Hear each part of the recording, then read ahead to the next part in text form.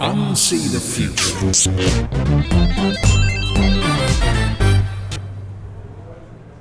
Hello, I'm Timo Peach, and as part of encouraging creative confidence for change, I'm speaking to leaders and changemakers about how they manage culture change and what role narrative has in doing that.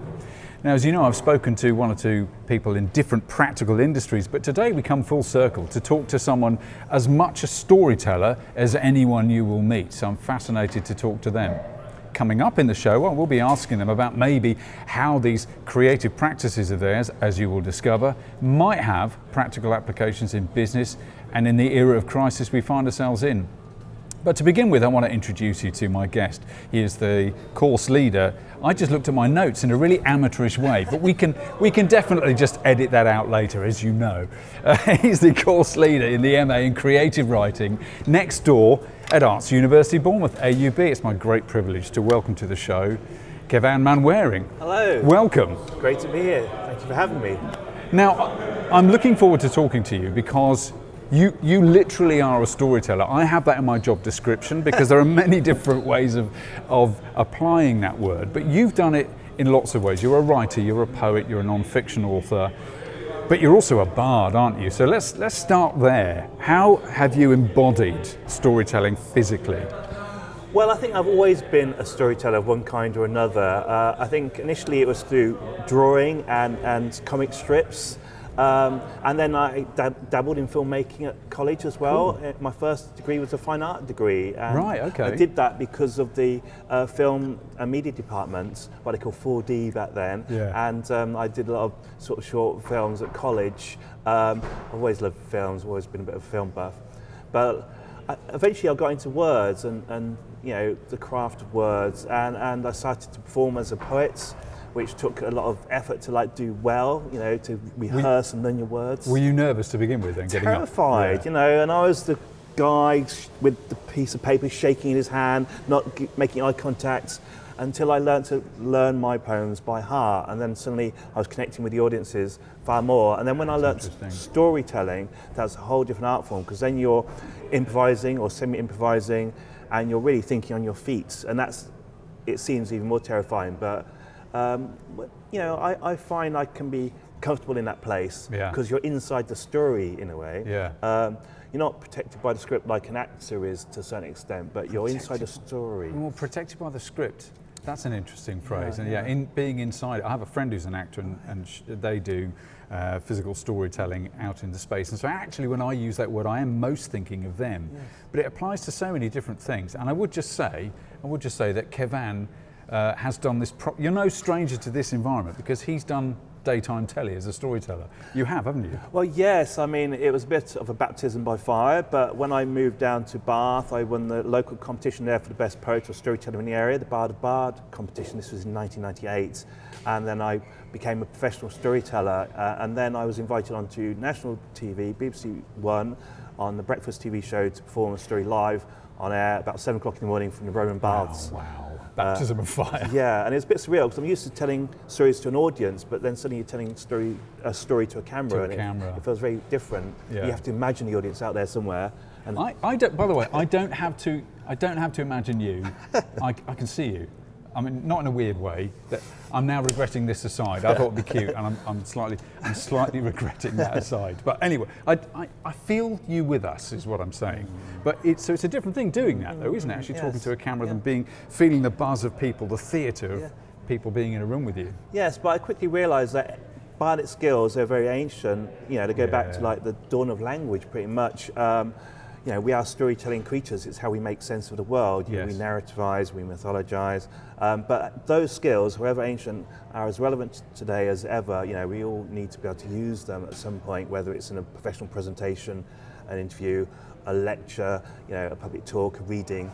And so to be able to, you know, communicate through any media is such a useful skill to have. And I know that's at the heart of what you're talking about today. It is. I mean, I've got this big belief in artistic thinking. Being something we can all tap into. But of course, our context here today is the era of crisis, climate breakdown, and so many impossibly serious things. You have a very particular take on that. In fact, you teach it in your course. So I think before we get into the nuts and bolts of how you teach that, I'm interested to know, Kevan, what was the moment for you where you connected with nature in such a conscious way you'd make it such a key part of your work as a creative? Well, I would like to think I had an eco-epiphany like many famous nature writers. Right. Older Leopold, who famously saw a she-wolf die in front of him, and the green fire in her eyes stayed with him, and it enthused him, inspired him to become the brilliant nature writer he was. That sounds great. Have you got one of those? No, I mean, basically, I as a boy, I took my dog for a walk every day, and I loved being in nature. I fell in love with my local trees, these oak trees, and that stayed with me. That was the nursery of my imagination. That has always been my place to go to. Nature is the best medicine, the best healer, the best teacher. There's a great quote by this Welsh historian called G.M. Trevelyan who said, "I have the two best doctors, my left leg and my right leg." And I've always remembered that because I love walking, and I've done lots of long distance trails in Britain, and that's when I have lots of these little micro eco epiphanies, I suppose. Yeah. And this may seem a bit weird, but I found on my long distance walks that it really helped to sing as you went. So it sounds a bit Tom Bombadil-ish, but I would start to learn a song and sing it as I went along. And that actually changed encounters with the more than human. I had loads of amazing encounters with the more than human, flocks of sheep, herds of cows, whatever, and they would stop and listen and be curious, and it would change the whole energy of that encounter. Sometimes they would come towards me. I've had a ewe and its lamb come towards me and let me stroke them as I was singing Blake's Jerusalem. Wow. You really do you are bringing such a spirit of embodiment there, and singing is something else again, isn't it? Not just physically pulling more air into yourself and pushing it out through.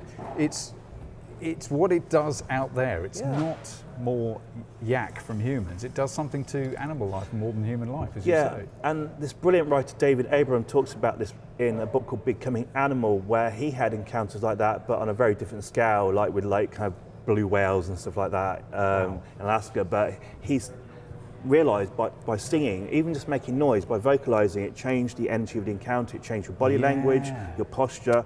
The animal can pick up from the tone of your voice whether you're hostile or not.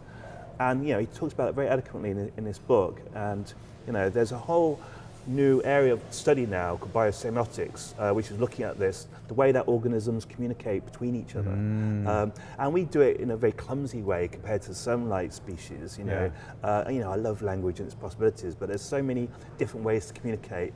We use words, and I love words as a wordsmith. Of course you do. But animals communicate through sense, through movement, through all kinds of ways, displays of dance and feathers and so on. I mean, who doesn't? Yeah, we do it in our way, I suppose. We do on the dance floor. We're on the dance floor, but we should probably smash cut to a. No, we won't. We've not got VT for this, which is probably good. But you're actually you're demonstrating there that we are, of course, we reflect the more than human world in our multi-sensory activity, and poets and artists get that perhaps more than when we are forced to sit in boxes and do work. Now, I'm interested in the title of your forthcoming book. It's Writing Eco-Fiction, but it has a subtitle talking about facing the narrative challenges. So what are the narrative challenges of writing eco-fiction, and to whom are those challenges obvious right now? Navigating the challenges of environmental narrative. Well, I think one of the main ones is the spectre of the preacher, as I call it, the spectre of the preacher, that finger wagging, the didacticism, because that puts people off, puts me off. So I think that's always a risk with environmental material. You can't just preach to converted, so you've got to try to communicate to other people with other belief systems, other paradigms, and that's a challenge, but to do that in a way that is not proselytizing or evangelizing is really tricky. So that's one of the main ones, but just getting people interested, getting them to stay hooked, using all of your narrative skills to create that narrative traction and keep them engaged. And if you do that, you can win over hearts and minds, but it's a challenge, and there's all kinds of technical skills you can use, as you do as well as a storyteller and a communicator, to win people over, to win an audience over. Yeah, I see. To me, it's all theatre, even whether it's design or it's word or it's graphic image. You're leading people around an experience, right? And that's our insight as artists, that experiences change the way people see and feel, right? Yeah. So what experiences are you most interested in helping people How do you draw people into an experience? Well, I sort of visualize it almost like a space that you draw people into, a sacred circle, you could think of it, but without being too ceremonial and precious about it. But you are creating a certain sense of safety, and that helps them to relax. Definitely. And if they're relaxed, they'll start to listen, and also give them a little bit of what they want to have a laugh, to be entertained, and then they might listen to what you want to say. But the ideal thing I'd like to create is what I call a moment of gnosis. So in any story there's a moment of truth, but that truth has to come from inside the audience. You don't hand that to the audience on a plate and say, this is the truth. Yes. They have to find that in themselves. So you have to create the conditions for that, but it has to come from inside them. And if it comes from inside them, it's so much more powerful. It's like that moment of eco-epiphany. And that is what they can take away with them. Yes. It's struck a chord inside them, and that's something I try to achieve, but it doesn't always happen, Well, it's trying to create the right conditions and see who's ready to hear it, right? A bit like, working with the right partners. Emotional truth is a phrase I use in every room. I use that a lot with practical leaders in business, because really, unless you're building something around emotional truth, what resonates to people without them realizing, then you're not building anything that will last, right? No.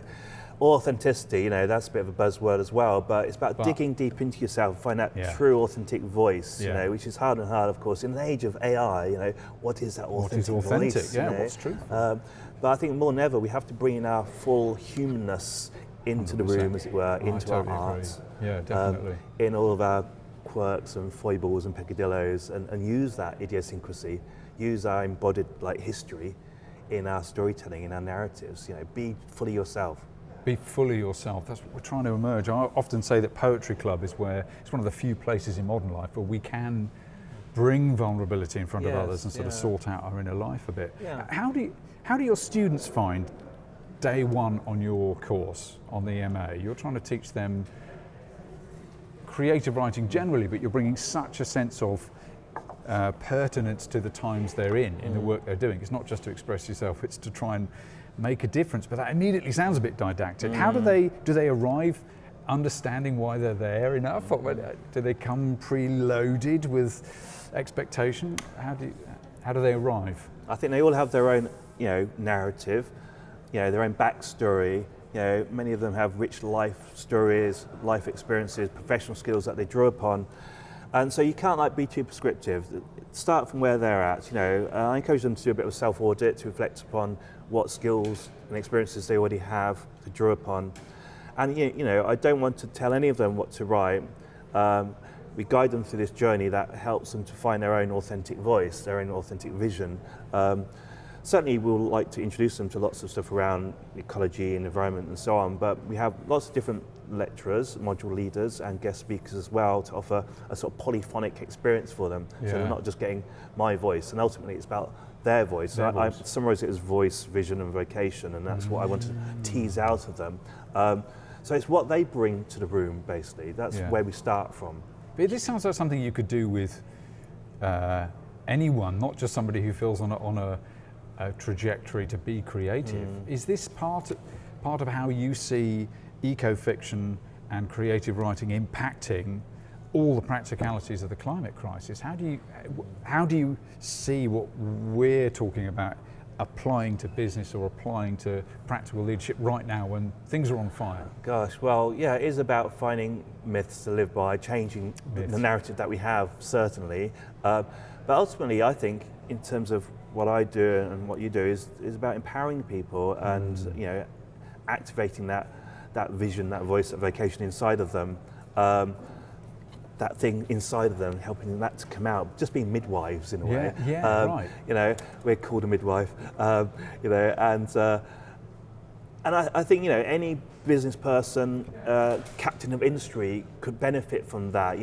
Self-actualized employees, people that have a sense of purpose, that are enthused, that are motivated. I get up in the morning and think, yes, I can't wait to get to work and get stuck in, helping to empower people, helping them to find their voice.